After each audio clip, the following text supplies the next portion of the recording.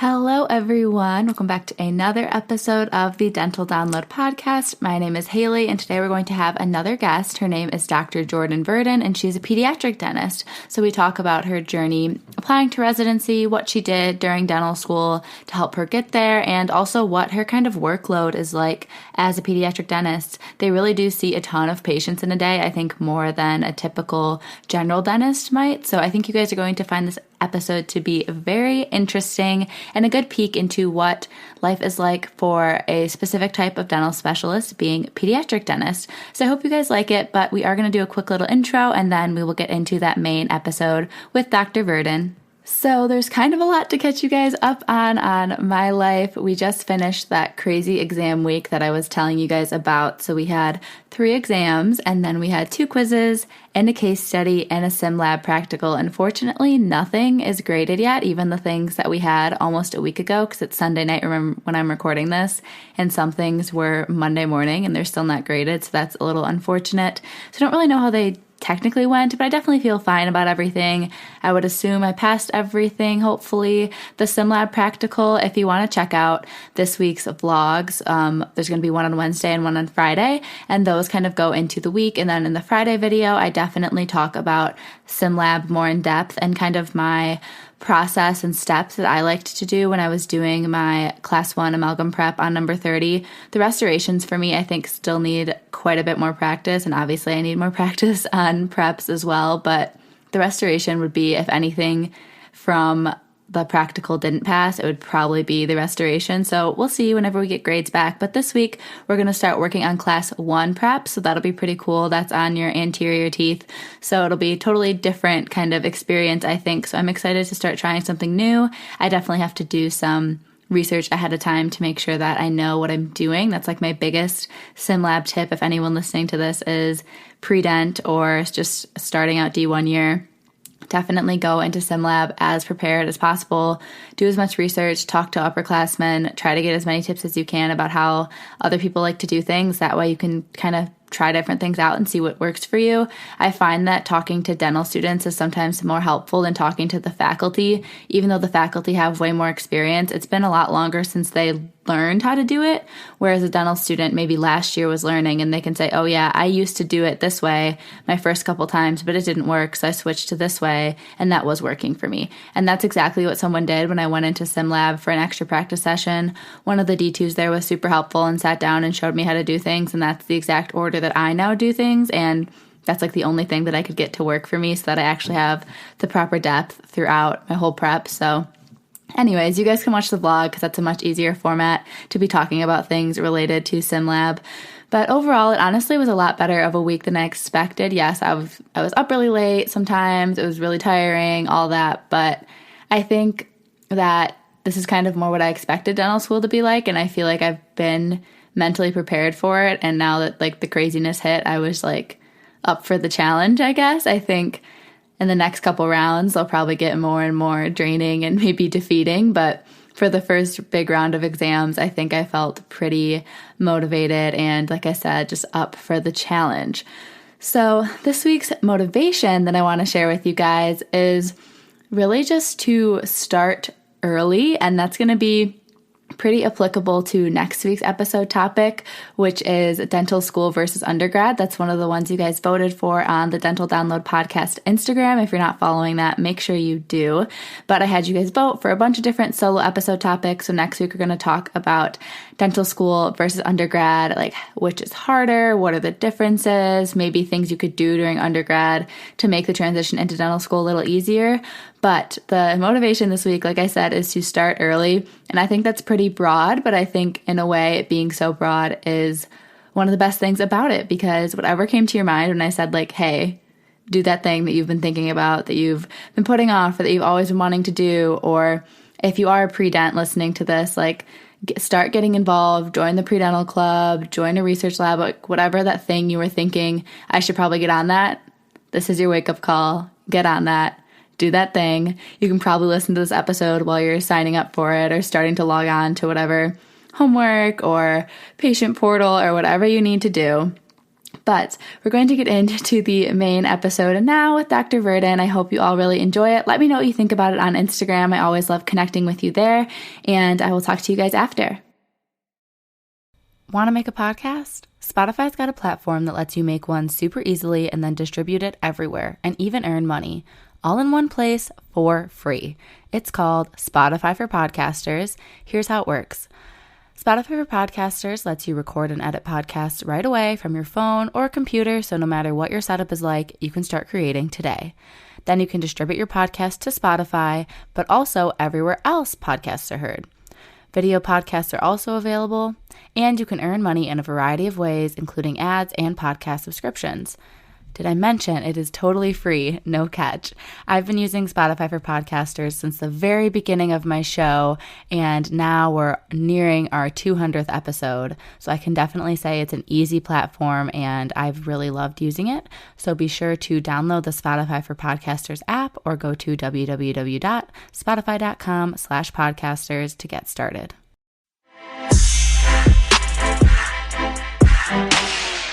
All right. Hi, everyone. So today we do have another guest, and I'm going to let them introduce themselves. Hi, I'm Jordan Virden. So I'm a practicing pediatric dentist right outside of Baltimore, Maryland, where I've been practicing for a little bit, I think a day over a year. And I did my dental school training and my residency training at University of Maryland. So I'm a lifelong Marylander. That's cool. Are you from Maryland as well?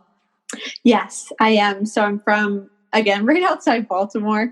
I went to Virginia Tech for college and then came back to Maryland for dental school and residency. That's nice that you found somewhere you like, though. Might as well stick around. Yeah. Maryland's a fun state. We have a little bit of everything. So it's nice to be here. My parents and sisters are all here. So that's been nice to hang out with family and have that opportunity as well. So you mentioned you went to Maryland for dental school as well as your residency for pediatric dentistry. But when you were in dental school, did you have any chance to get kind of exposed to pediatric dentistry, or did you seek anything out to make yourself a more competitive applicant? Sure. So at Maryland, they have a really great pediatric dental club. So they're really good about linking students who are interested in pediatric dentistry with the pediatric department, as well as having us kind of see pediatric dentistry in real life by shadowing in clinic and doing health fairs. They also have a clerkship program for pediatric dentistry, which I did, which is something you apply for, and then you can spend extra time in the pediatric dental clinic, as well as going to some of the lectures with the residents. So it kind of gives you a good idea of that Maryland's program and pediatric dentistry in general. So you have a little bit more experience and things to kind of talk about when you go on the interview. So I think that was really, really helpful, for experience wise, seeing if you really like pediatric dentistry, and then also helpful to put on your CV when you went to apply for pediatric programs. So speaking of applying for programs, we did get some questions on our Instagram page about applying for a specialty program. So can you just kind of give a brief overview of how that works? Sure. So it probably will work a little differently this year, but there is a match process for many of the programs in general, from AEGDs to oral surgery to pediatric dentistry. I think for pediatric dentistry, there's only a couple of programs that are not matched. So if you get in there, then that's where you're going. There's no match rank list. But basically for most programs, how it will work is you fill out a general application that's online for the match. And it's like a lot of different parts that you fill out, and you upload your CV and things like that. And then some schools and programs have supplementals. So you fill those out. And then usually all of that should be in by the end of the summer, just because some due dates, especially for NYU Langone or previously known as Lutheran programs, are pretty early. And then usually from late September to December, there's interviews. And so you'll go on the interviews. And this year will probably be virtual. So I'm not sure what they'll come up with for that. And then you, I think in like early or mid-December, will make a rank list. So you'll rank all the programs that you would want to go to.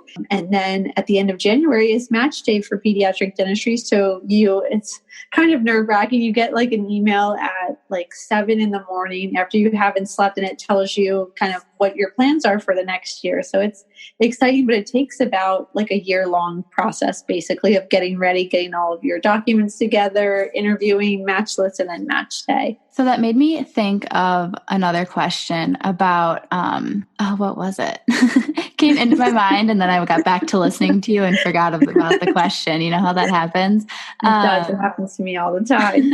Do you know like how similar is pediatric specialty program to like different dental specialties in terms of, is it still like a match process, or are they all kind of different depending on which programs you're applying for? So I think a lot of them work very similar with match programs. I know some in each kind of specialty are not match, but I think we would have to look at the program or look at the programs you're interested in. I think the difference with pediatric dentistry is I know some programs like oral surgery or ortho, you need to be, pretty close to the top of your class and things like that. With pediatric dentistry, I think they more or less look at it like, how well-rounded is a person, as well as, do you have good grades and things like that. So I think that's one area where pediatric dentistry is a little different. I feel like they look at the applicant more like behaviorally and personality wise, just with working with children. But in terms of programs participating in match or not, I think I'm not as sure.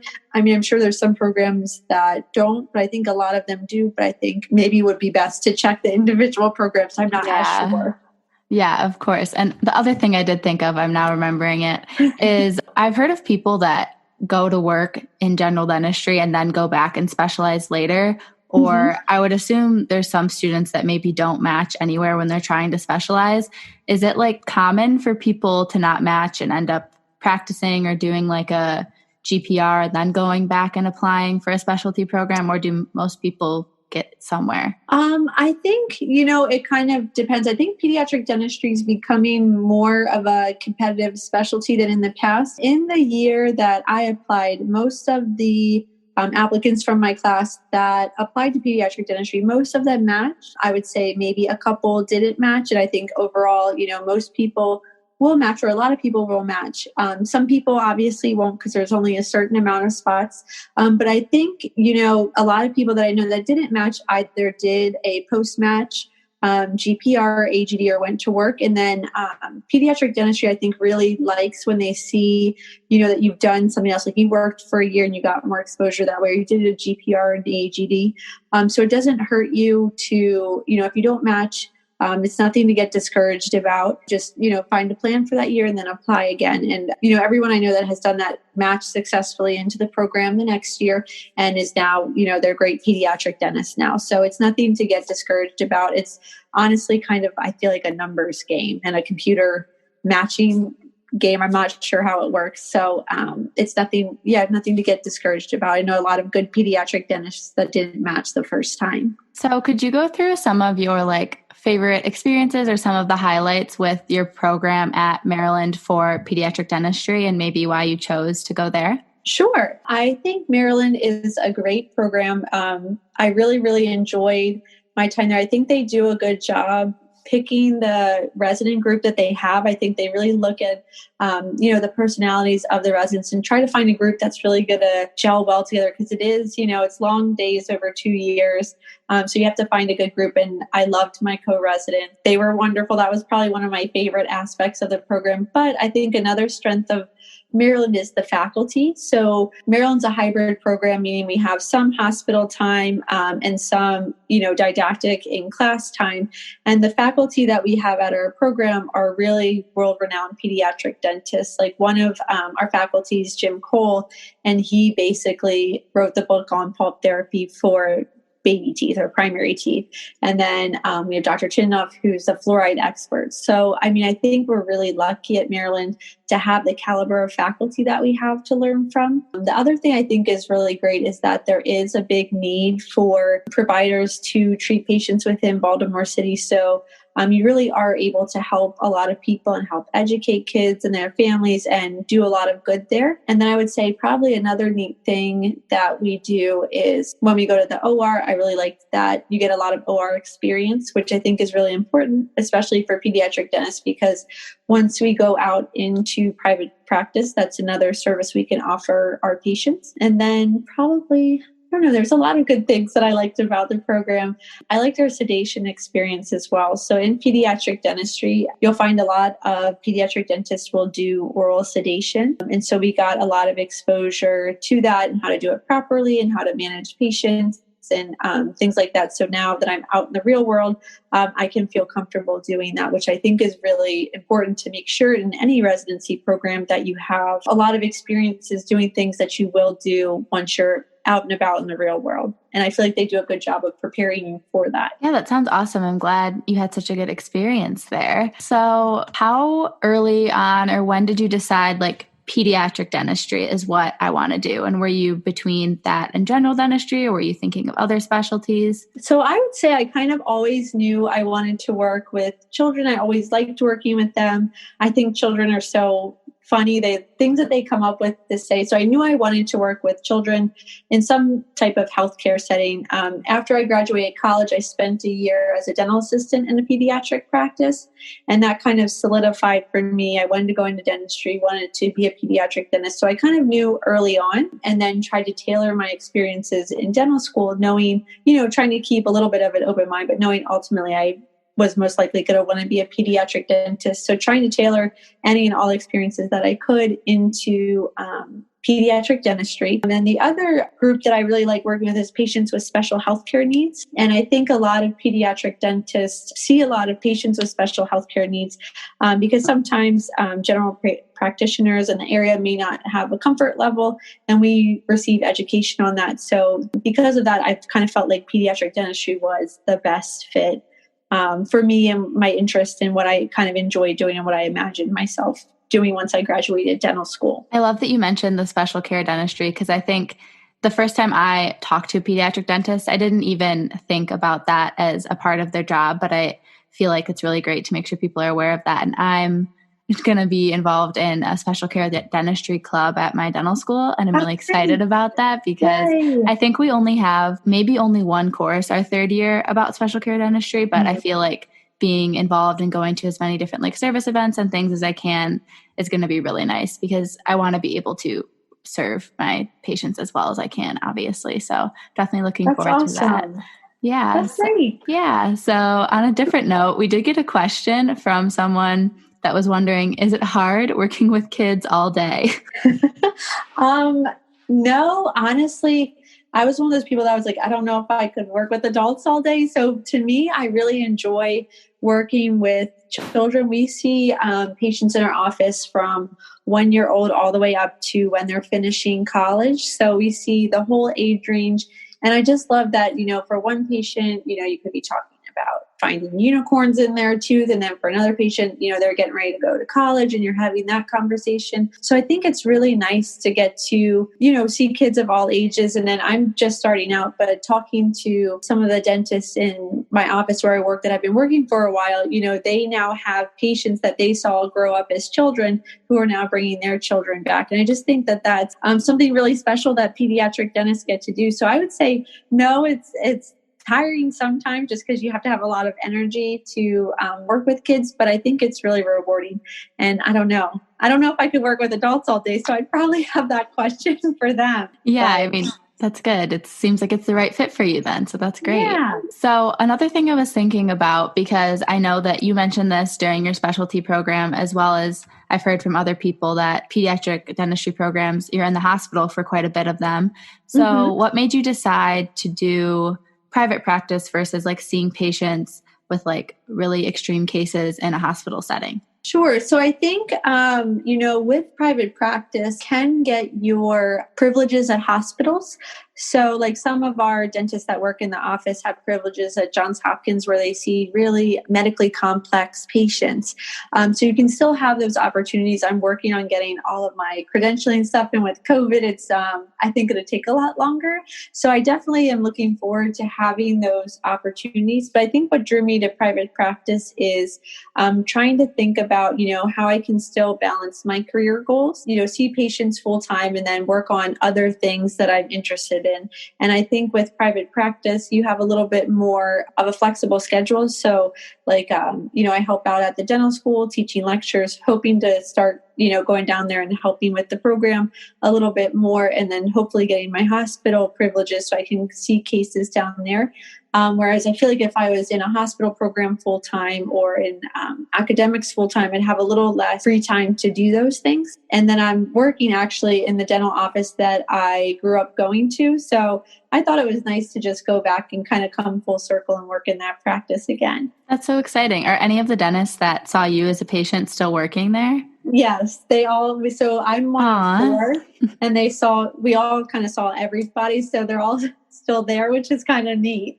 But it's been fun. It's been really nice. That's awesome. Did you know dentistry as like a child? So were you telling them like, I want to be a dentist like you when you were little, or were you not sure till like college? No, I wasn't sure, I think, until college. I always thought I was going to be a wedding planner when I was little. So in college and end of high school and college, I kind of decided that I wouldn't be a good wedding planner. And then I started looking into, healthcare things because that always kind of interested me too. And I think dentistry is a great mix of science and art and creativity. And so that kind of drew me in more to that aspect of healthcare. So can you go a little bit more into what a typical day at work looks like for you?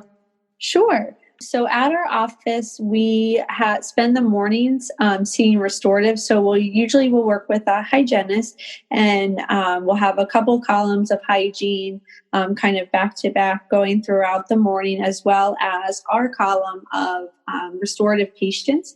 And I feel like for pediatric dentistry, keeping the restorative appointments in the morning when kids are a little bit fresher, a little bit more awake is really good. And it's worked really well for us because everybody's, it's not their nap time or it's not really getting close to nap time. And so I feel like we can be more successful with that. And then in the afternoon, it's maybe like an older kid if they need sealants or something, but it's mostly hygiene and recall appointments. So we see, I think between like 20 to 30 patients a day, maybe a little bit more, just depending on the day. It's kind of slowed a little bit with opening up again after COVID. Yeah, I would say it's mostly hygiene. And then we have our column of restorative, and then we'll go through with that. And then we do oral sedations in our office, but we only do them once a day at 9 a.m. So we do have some sedations. Interesting. Cool. So it sounds like you guys have a good system going. Mm-hmm. So the next question is, what's something that surprised you about your work? Something that surprised you? That's a good question. I would say kind of getting used to the speed of pediatric dentistry because we're kind of seeing patients very frequently. So I think coming right out of residency where we had a little bit longer appointments times and getting used to the schedule of a busy pediatric practice was something that took a little bit of time just to get used to, just because I'm not as fast with my hand skills, but it got there and it was fine. So I'd say that was probably the most surprising thing. And then maybe something else that was surprising was we take call in our office. And I remember taking call during residency. You would see all kinds of crazy things that I'd never seen before. And now kind of being in private practice, it's a little bit less crazy. Though now I'm sure that I said that something crazy is going to happen. But that kind of surprised me as well, is that it's not as intense on call wise as residency was, which I wasn't kind of expecting. But those are probably the two things I would say. So nothing too surprising. Yeah. So when you said the 20 to 30 patients a day, is that you individually or with all of your dentists? That's me individually. Okay. Yeah. So that's like a lot more than a private practice, I feel like. Maybe not. But the ones I shadowed at, that's more than what they see. Did you shadow pediatric dentistry or general dentistry? General dentistry. So it's different, I'm sure. Yeah.